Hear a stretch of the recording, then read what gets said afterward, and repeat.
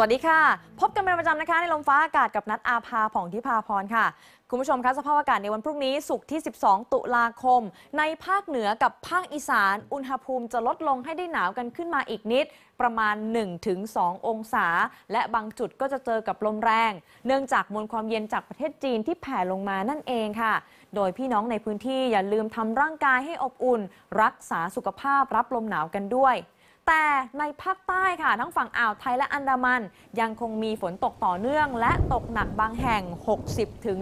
60-70% เนื่องจากลมตะวันออกที่พัดความชื้นมาปกคลุมนั่นเอง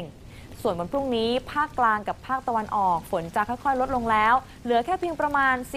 10-40% ของพื้นที่เท่านั้นค่ะไปตรวจสอบละเอียดเป็นรายภาคกันต่อนะคะขึ้นไปดูที่ภาคเหนืออากาศเย็นต่อเนื่องยังคงมีฝนเล็กน้อยที่เชียงรายลำพูนและลำปาง 30%ภาคอีสานลมหนาวมาแรงอากาศเย็นสบายต่ำที่สุดเฉลี่ยแล้วอยู่ที่เลย 20 องศา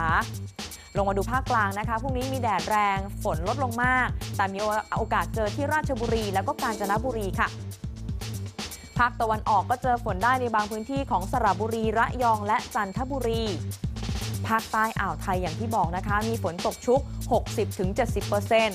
ไม่ต่างอะไรกับฝั่งอันดามันค่ะเจอฝนใน3จังหวัดนี้คือที่กระบี่ตรังแล้วก็สตูล 60% กรุงเทพและปริมณฑลนะคะพรุ่งนี้ฝนน้อยเหลือเพียงแค่ 30% ของพื้นที่เท่านั้นอากาศต่ำสุดอยู่ที่ 24 องศาค่ะ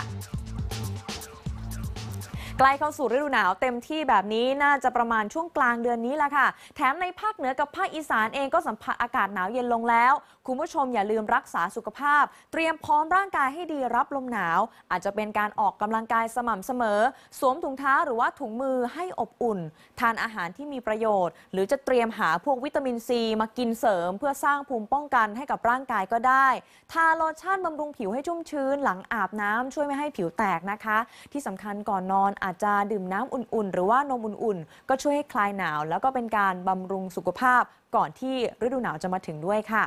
แล้ววันนี้หมดเวลาแล้วลาคุณผู้ชมไปก่อนสวัสดีนะคะ